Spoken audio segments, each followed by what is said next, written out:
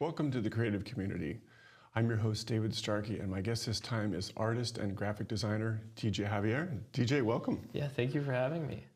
Really excited to have you here. Right now, you are in the midst of a creative explosion right now. San Milano Drive is at the Contemporary Arts Museum, and wow, you're getting a lot of great press for this. It's been in the works for what, a year and a half? Yeah, so probably about like a year and a half or so, or I think they had offered me the opportunity maybe around a year and a half, 2 years ago, and then immediately once they had like kind of brought this across the table, I was like, yeah, of course. And then so since then, been chipping away at it, and then as it got closer and closer, it just got turned up more, and I was like, just more in the weeds of creating and all that. Yeah, so there is a ton of stuff there. Tell us a little bit about, like, if someone hasn't been yet, so it goes till April of 2026? Yeah, April of 2026, and it just opened on Sunday, so October 5th, 2025. Right, so we're taping in early October of 2025, so it's out there for a while. Yeah. People are watching this in that time period. They should definitely stop by. What will they see? I mean, what will they see? Yeah, right? it's pretty much like what won't you see in a way. But so, obviously I have like my fine art practice is like a big part of my work. Talk about that a little bit. So I mean, so for me, I guess like from the fine art perspective, I'm like a traditional like painter in the sense, right. But then I do have a lot of crossover between just design and just like a lot of different creative pursuits I'll kind of like mash together. And I think once I stepped into the museum, when it was just like an empty canvas and they were like, this is it, my mind just kind of opened up to like what other opportunities could be there. So there's a lot of like big sculptural elements you can interact with, step into, play with. Had you created stuff like that before? I had for a previous exhibition, which kind of sparked the like capability of like, whoa, I can like do more than just like the paintings on the wall. Right. Which really just kind of like blew the doors open. Right. And so, I'm lucky enough to have a community of friends who are like fabricators, builders, upholstery people. And so it was a communal effort to kind of bring my crazy ideas. So you've got like the video key machine. Yeah. Tell us about that. So what's funny about that is, so it's like a full on like video key karaoke machine, but it's actually like an iPad. Just like with like this like beautifully built kind of like box around it, and then a speaker system integrated into it.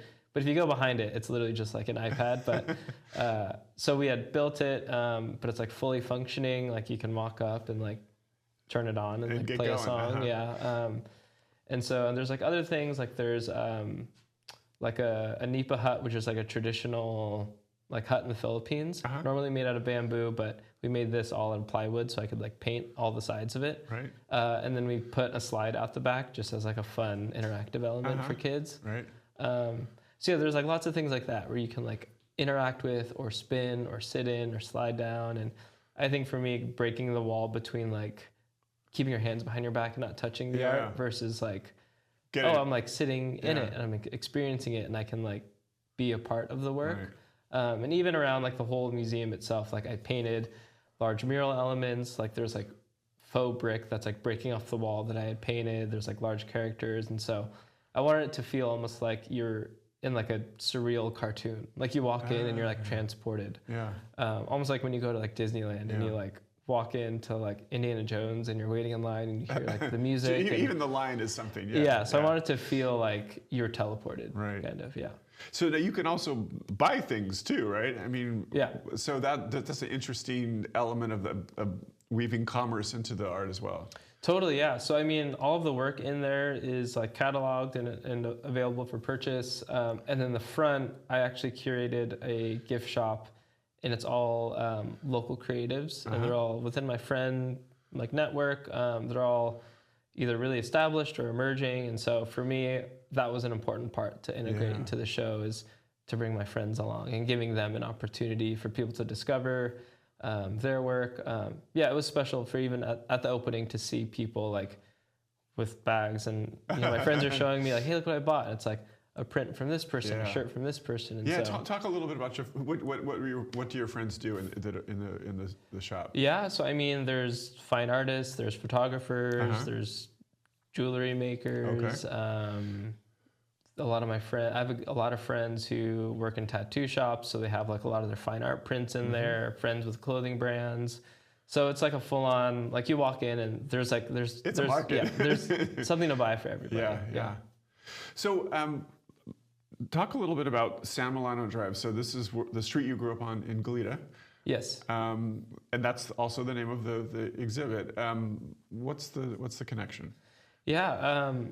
You know, when Freddie, who graciously, you know, with him and the board and the whole MCA team, they had provided me this opportunity or offered it to me. And I know when I had this opportunity, I was like, I feel like this is my hometown. This is my first fully accredited like museum exhibition. That I'm like, I want to make it like personal to like me and my family and my community. And I was just thinking through just like from an inspiration standpoint, like what would like be like, or what's like a really foundational moment for me. And it's like, oh, it's my childhood home. And so San Milano Drive, I went to Dos Pueblos High School. So San Milano is like right off the 7-Eleven, which is like there.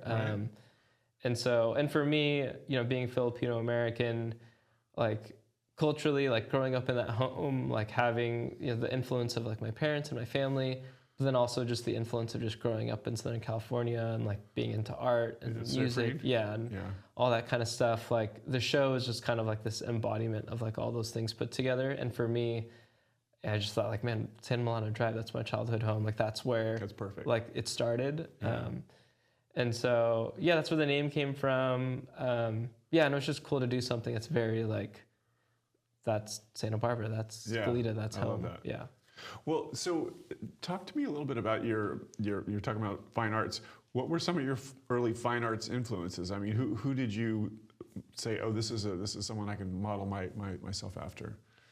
Yeah, I mean, there's so many different influences, whether it's, you know, it's funny enough, like I actually had, so there's an artist that I still really look up to, and I really looked up to when I was younger as well. His name's David Flores, and he actually was at the exhibition, and he's like a really established, well-known, just muralist, fine artist. That's exciting, yeah. And he was there, and I was able to shake his hand and be like, I've looked up to you since I was like, you know, 12, 11. Yeah. And he was there, and he was just like, you know, giving me kudos for the exhibition and experiencing it. And so that was a really cool full circle moment where I was like, this is one of my creative, you know, heroes and inspirations. And so for him to be here and be like, this is awesome, is like, you know, it was an awesome feeling. And so there's people like him, and honestly, just like different friends throughout the community have always been inspired by just like what my friends are doing. And so, Well, let's take a look. We have some images. We got this one here of you in your space. Can you describe it a little bit? Yeah, so this is my just studio here in Santa Barbara. It's very much like the show. It's like very eclectic. There's stuff everywhere, like between my art, you know, stuff my friends have made, like random tchotchkes, like, you know, it's just like a total creative tornado in there. But yeah, so this image was shot by Will Adler, who's one of my good friends, and he's an extremely talented local photographer as well. So this is for my feature in the Santa Barbara magazine. But yeah, so as you can see, like there's just a lot going on, which is definitely my style. Yeah, no, absolutely. That's definitely. What about here? Yeah, so this was, you know, in the depths of working on the exhibition. So, you know, there's paintings scattered everywhere.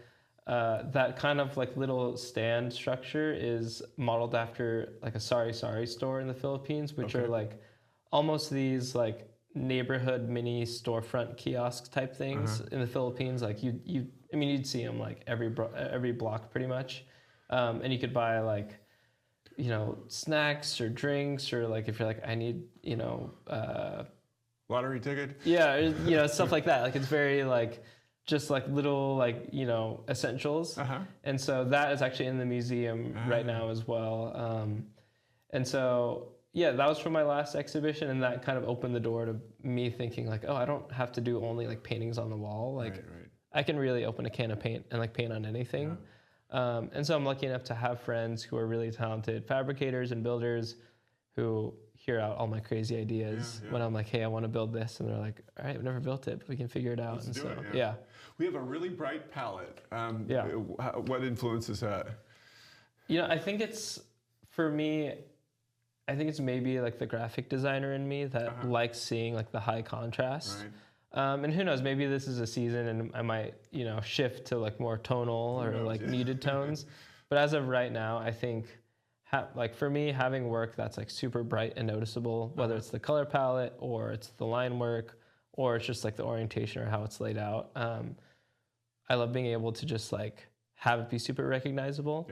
In a way, it's almost like good branding or a good logo. Like you can see it from a mile away. I love that crossover. When you're seeing something at a distance, you know, it just in the street, you want to be able to pick it out. And when you're in a museum, it's the same thing too. You know, what catches your eye, what pulls you in. Totally. Yeah. So that's definitely kind of the perspective I try to keep with my work. Yeah.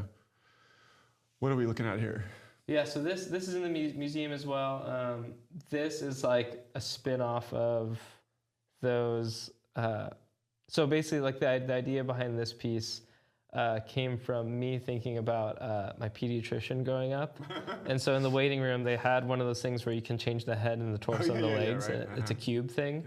And so, I so asked, that you can change the head and the so I asked my friend, I was like, hey, can we build, I mean, this is maybe like 6.5 feet tall. These big triangles, basically. Yeah, so they're all cubes. So it's four sides. Cubes, okay.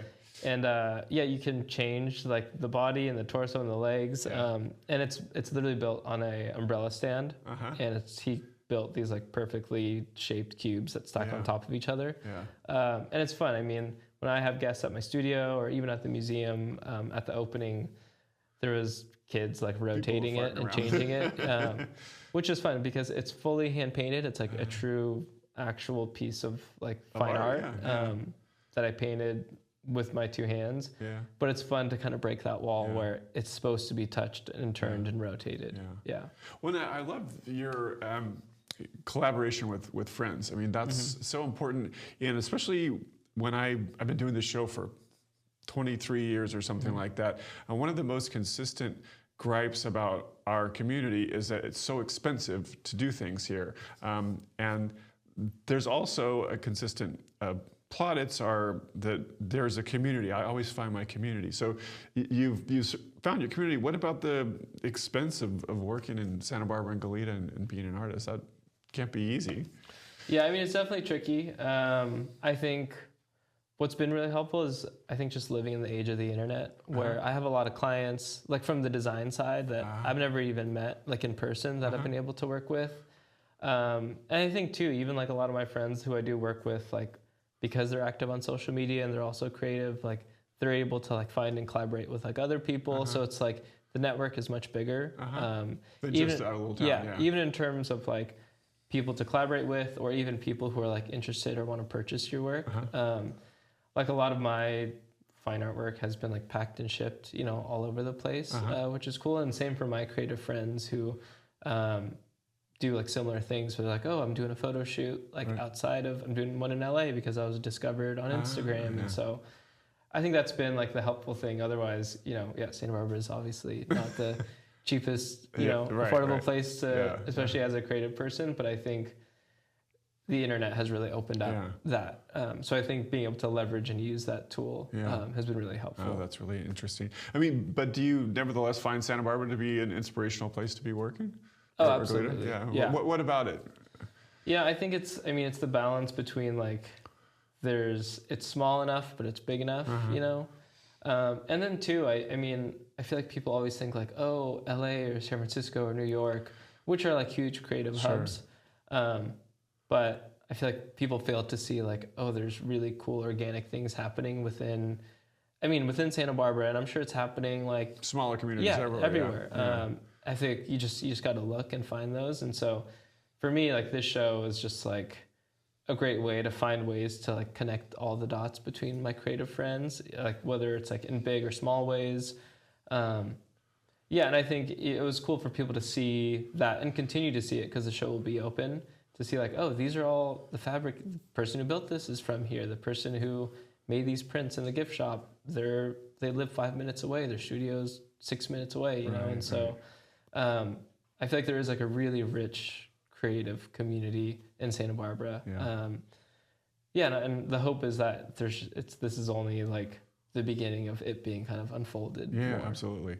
Well, people are just joining us, talking to DJ Javier about San Milano Drive at the Museum of Contemporary Arts from October 2025 to April 2026, and we're looking at some pieces there. Let's take a look at what have we got here. Yeah, so this was getting all the paintings ready to go out of the studio, and so there's about 45 paintings. Wow. That are in the exhibition right now, so that was definitely a lot of coordinating to get all those paintings out of there, and then all the sculptural elements too. Yeah, that does look like a lot of work. Yeah, so this is in the gallery or in the exhibition space as well. Just getting things propped up and unloaded. And ready. And is that primarily your job to arrange things on the walls? I mean, did you have advice on that, or how did that work? Yeah, so the museum actually has like an extremely talented team there. So I worked with Freddie from the museum and closely with him. My good friend Pecos, who also works for the museum, he's their lead. I mean, he like installer, fabricator. I was joking with him throughout the whole process that I'm like, do you hate me because I keep bringing in more paintings? I keep asking for like, hey, can we build this? And he's like, yeah, we can build it. And so he definitely was like, this was the most work that he's done, but he's like, he wanted to do it, he was like, this is so fun to see, you know, these ideas come to life. And that's so great. I was able to work with them to kind of curate and figure out how to lay everything. Now here's the t-shirts you mentioned earlier. And so a big component of the show is in one of their galleries or gallery rooms that's like just right off kind of like the big main area. I decided to do a kind of like a overview of like the last 10 years of my graphic tee, or the graphic tees that I have designed in the last 10 years. And so in the gallery itself, it's maybe like there's 150 shirts, which is maybe like around like a third of what I've done in the last like 5 or 10 years. You're kidding. So yeah, that was hard because when I was collecting them, I thought I didn't have enough. Right. And I was like, I'm not going to be able to fill it. Yeah. And then once I started hanging and doing the math of how many shirts are going to fit, I can't use everything. Oh, I need to take out like a lot most of these. It, yeah. So it's cool because that part of the exhibition, I mean, the design aspect of my work is such a key part of just my creativity in general. How old were you when you started doing that? I mean, like maybe, you know, learning Illustrator and Photoshop at like 19. And so I'm 32 now. And I went to school for design as well. And so were t-shirts one of the first things that you were designing? Yeah, I think just because naturally, like being someone who's like very graphic and you know, illustration and typography oriented, and being someone who like loves just graphic tees and all that, like it just made so much sense in terms of like my career. And so it's been fun. I've tried my best to keep one of each of everything I've ever made. Wow. So for clients, like I always ask like, hey, can I get one? And they're, you know, they always send it over. You keep it in the studio? Yeah, they're just in bins and bins. But what's cool about this this kind of component of the show is that a lot of it is like local businesses, which is cool that I work with.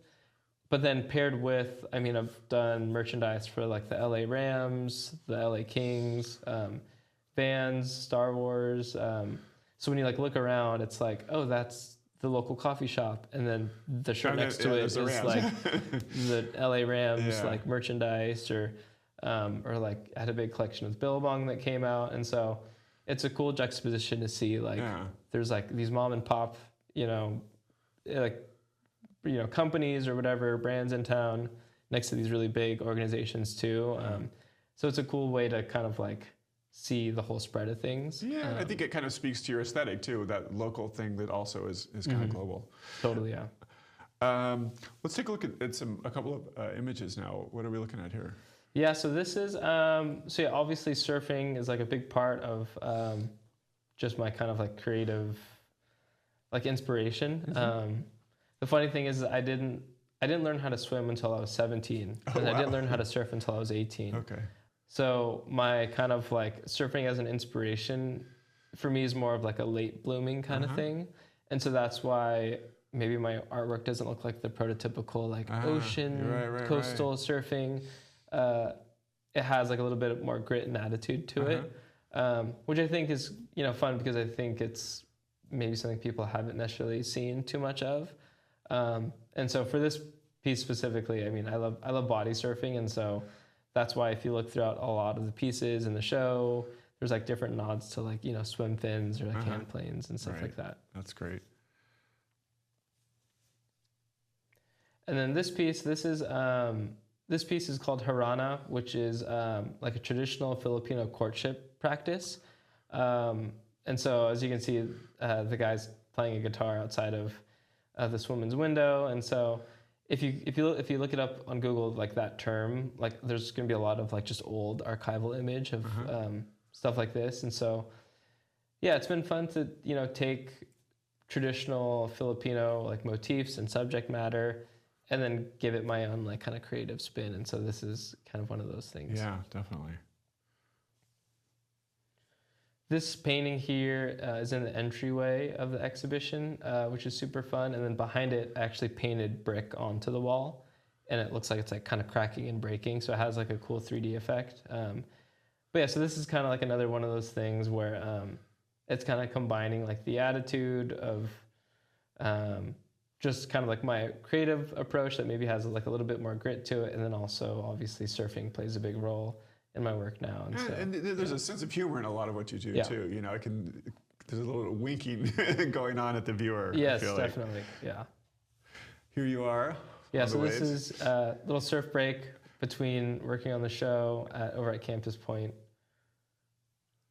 But yeah, definitely, as I was trying to get the show ready, trying to find little moments to just kind of decompress. Decompress, put the paintbrush away, put the computer away. Yeah.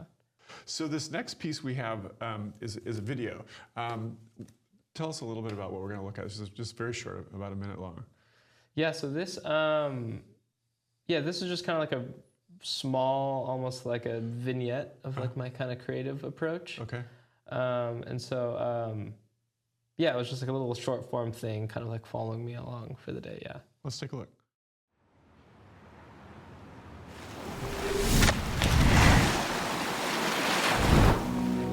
I feel like my best ideas come from when I'm just out experiencing something.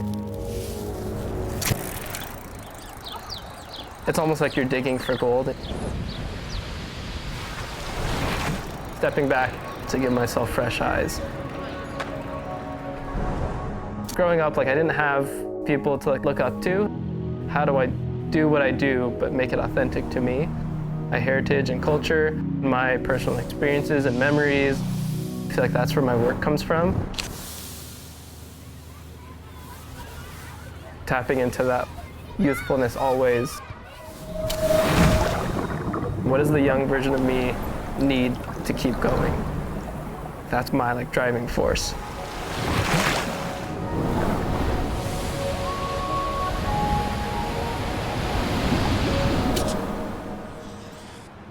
My hope is that like the next kid can just climb on top of my shoulders and just do that for the next person too.